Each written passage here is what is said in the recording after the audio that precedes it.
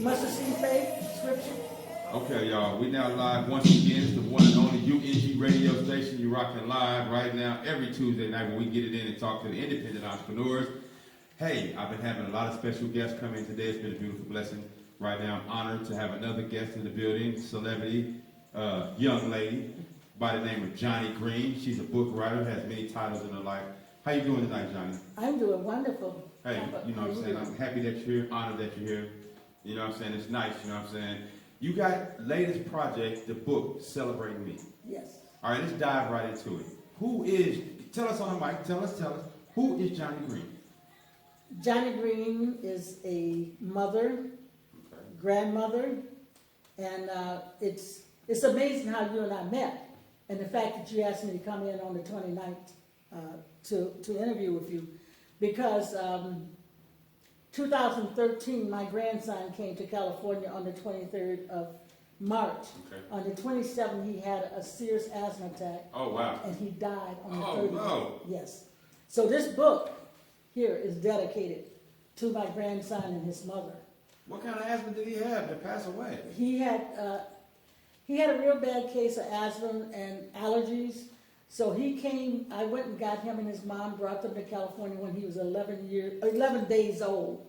And the asthma just kept getting worse, and the doctor advised my daughter to leave California. So I drove them to Chicago, and because only thing he knew was California, after a year, he wanted to come back for spring break. Oh, wow. So they came back for spring break, and he ended up dying on the 30th, God bless which you. was a nightmare. And so I start recording my life story. Oh, wow. And, this is the product of me telling my life story and about the tragedies that happened in my life. The book is about being overweight. Okay. And the overweight came from, I was in an abusive marriage of 10 years. Okay. I grew up in Mississippi. Oh, wow. I'm the oldest of 6 children. And because of being the oldest of 6 children, I had to take on a responsibility at an early age. Right. Cooking and working outside the house to I help understand. make ends meet. And so because of all of those things, and then getting into abusive marriage, my self-esteem went down really low. Oh, wow. Yes. I'm sorry to hear that. So I talk about all of that. And in the book, I talk about the loss of my grandson, the loss of, in 2006, I opened up a business. I had a cafeteria inside the post office on Central and Florence. Central and Florence, that's right down the street. Yes, I was the first black woman to get a bid for that, and that's the largest. That's the largest post office besides the one at the LAX. Yes, that's the largest one in the United States. That's the largest one in the United States? Yes. Wow. I know the lady that's over the post office, and I had said that it was one of the largest, and she said, no, it is the largest. You know? And so I talk about going forward from 2006 to 2008 when the recession hit. I lost everything. And so in this book, not only am I telling my story, which is part 1, but part 2, there's 7 other people that are telling their stories, 6 ladies and a man. Okay. And one of the amazing things about this book is when we published this book, I only knew 2 of the Divine 7. So there was other people that have gone through so many things, issues, that some of it similar to mine. And one of the things we had in common is we were overweight. Oh, wow. And so I told my sister, I was meditating one night, and the Lord said, shut it off with 7. And I'm like, okay.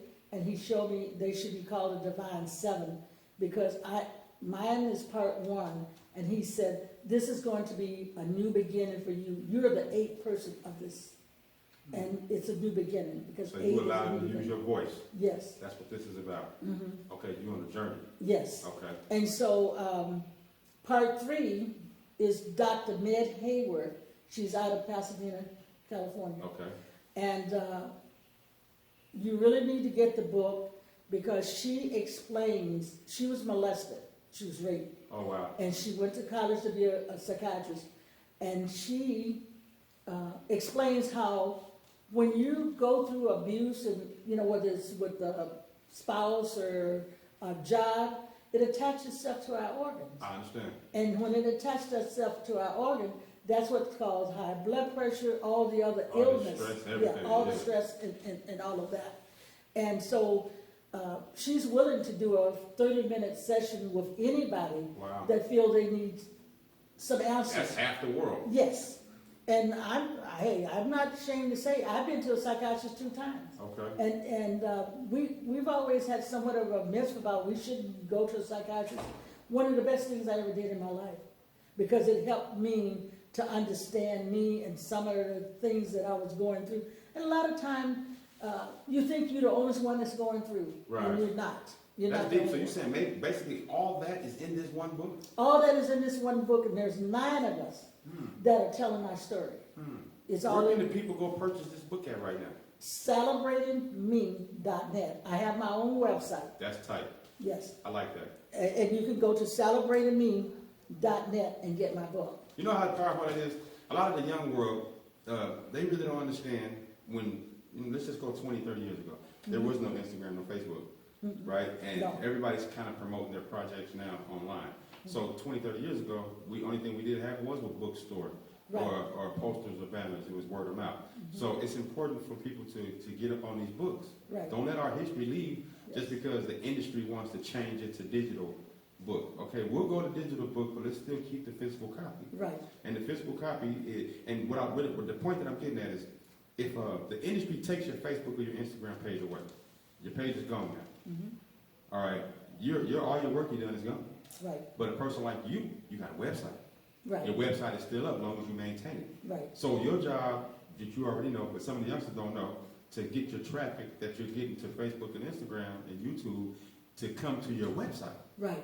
Because your website, you're controlling your dollars. You're watching things. Right. You're watching there. You can monetize everything you're doing. But the other platforms, just like renting an apartment, if you don't do right by lease, they can throw you out. That's right. So your website is very important. You know what I mean? It is. That's not the first book you wrote on. This is my first book. The first one was supposed to be about traveling, because I've done some extensive traveling. But now I'm working on my book of travel. Matter of fact, I will be leaving on the 6th, going to Vegas to meet my daughter, because we don't celebrate Mother's Day on Mother's Day anymore. We celebrate it either March or April. So this year, we're doing it in Las Vegas. Las Vegas. Last year we did it in Chicago. And so we're like moving around each year, March or April. And then once I get back, 2 days later, I'm actually going to go to Chicago to be with my daughter, because we both need each other at this time. I got you. Because that was my only grandchild. Oh, wow. Yeah. So this happened recently to your grandson? 2013. Okay, I got you. All right, that's deep right there. So basically it sounds like Los Angeles, Las Vegas, Chicago, and Mississippi? Oh, Mississippi. I actually have someone looking into making my book into a play, possibly a movie, and they're located in Atlanta, so I need to make a round to I need to go to Atlanta. Somebody want to make a movie? Come on out here, Well, one of the things about this book is because I'm 75 years old. I don't mind telling my age. Wow. Yes. And I grew up in an age of Jim Crow. Wow. I remember getting up in the morning across me and burn on the lawn. I talk about that. I grew up on a farm where we didn't have electricity, gas. We cooked on a wood stove. I talk about me trying to milk the cow with my grandmother at 5 or 6 years old. And so I go all the way back in history. Where you say you're born in? Mississippi. Mississippi, what part? Yes. I was born in Lawrence County, which is Monticello, Mississippi. I probably drove through there. So you were born in 1947, 48? 46. 46, and you from Mississippi. Yes. Wow, you've seen it. You've seen it. I've seen it, and it's in, and I recorded it because I wanted to record it so my daughters would know, because they don't know a lot about that. It's amazing how growing up, I started working when I was 11. At 13 years old, I was working in a restaurant where I could go and wash dishes and I cook, but when the dishes was ready to come to the back, I couldn't even go out in the dining area to pick the dishes up. Wow. They had to be brought back. So if I went back to that restaurant and I wanted a hamburger or a sandwich or whatever, I had to go to the back door. I got you. We weren't allowed. So I wanted my kids to know all the things I went through, because I was telling them, when it comes to Michael Jackson and Liz Taylor, I understand their pain. I understand what they're saying. When they say, I did not have a childhood, I understand, because I didn't either. Right. Because You're born in that worked. time. You're Yes. born in that time where they made us work early. You seen the difference between the black and white. You couldn't go in certain Yes, things. yes. You know, these people worried about you can't come to a building behind masks. That's nothing compared to whites go this way and blacks go this way, the bus segregation. You got a story. We got the book. You can come back and actually do a full interview and sit down and talk to you and learn more. Yes. You know what I mean? And when I do come back, like Dr. Meg, I didn't know her. This book was God-driven, because I went to a friend of mine's house, and she was having a pampering session for breast cancer survivors. And I'm telling her about the book, and this lady overheard me, who was taking care of some of her stuff.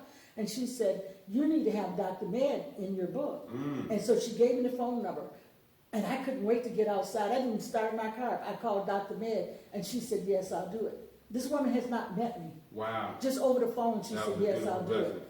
And, it's like, I didn't meet her until I had my book signing in California, because my book launch was in Dallas. Okay. Now, you talk about showing me some love. Dallas has really shown me some love. Dallas, Texas, Southern. Yes. The Southern sounds like it's calling you. The Southern part of the United States. Yes. Dallas, Mississippi, Atlanta, Alabama, Florida. Yes. You know what I mean? So, why don't you do me a favor, you know what I mean? Why don't you give the people out there that's paying attention to us right now the dates that you're coming to Chicago? I will be in Chicago on April 17th, and I will probably stay in Chicago for a week and a half, and I will leave possibly, she was talking about Dr. Faye. I was talking back and forth with Dr. Faye Williams, Oh, wow. who is the president of the National Congress of Black Women. Oh, really? It's possible I'm going to make a trip to D.C. to see her and the ex-mayor of Mount Rainier, Maryland. So it's possible I'm going to go there for 2 days. No, we're going to put that out there in the universe. We're going to put that out there so they can learn about Celebrating Me, Yes. the new book by the one and only Johnnie Greene. She's coming to Chicago. She's coming to Mississippi. Yes. She will be in Atlanta. Somebody is about to write a movie on this book. Yes. It sounds like a movie. You know what I mean? From 1946 to the year 2022, you've been here. You've seen the Martin Luther King walk. You've seen the Aretha Franklin. You understand that James Brown could sell out an arena but couldn't sleep in a hotel across the street. And now it's a new day. We got these cell phones. We got these cars that can dang near drive themselves. We got this internet radio. It's a lot that you got. And, I hope and pray that this success continues. Thank you. And you're more than welcome to come here. You know what I mean? Whenever you're ready, just call me, bring me through here. We'll let it go. You know what I mean? We'll get you down as one of our sponsors. Before we go, can you please tell everybody once again, name your book and where they can purchase it? The name of my book is Celebrating Me. It can be purchased through my website, celebratingme.net. And to see my TV interviews, podcasts, and I did leave out, I'm a 2-time award winner, People's Choice Award, and that was Joy and Company out of Dallas, Texas. I won that on October 16th. And again, celebratingme.net. Congratulations to your award, your success, your book. We're very honored that you're here, you know what I'm saying? Until next time, ladies and gentlemen, UNG Radio Station, please go out and support the one and only Johnnie Greene. Pick that book up, you know what I'm saying? Check it out, Celebrate Me. Do not let the internet distract you from getting the books and sponsoring our Black independent entrepreneurs. Today's show is sponsored by the one and only Hood Commissary, the young lady named Sharon. You can pick up your brand new spreads. It's the several foods. They're loaded with the lockdown, the yard, the full shoe. And this is new. If you've ever been incarcerated, this brother that was incarcerated created a food, all right, and it's very helpful. It's very good. It's a spread, In incarceration, you can't get the steak and lobster like you want, so they have to use their imagination, and they do the best they can. But once again, this is UNG Radio Station. That's Johnnie Greene. Pick up the book. Check us out. Until next time, God first, play later. Thank you so much. You're welcome.